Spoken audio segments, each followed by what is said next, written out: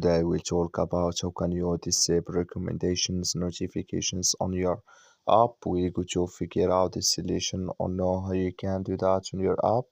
So you just follow these ways, then it's going to work with you. All you have to do, you just go down, you click here on this sign down here, just click on it. So then it's going to take you to this list on your profile. It's going to show for you like this here. Then you go down, you just keep going down here. Then you click here on settings here, just click on it.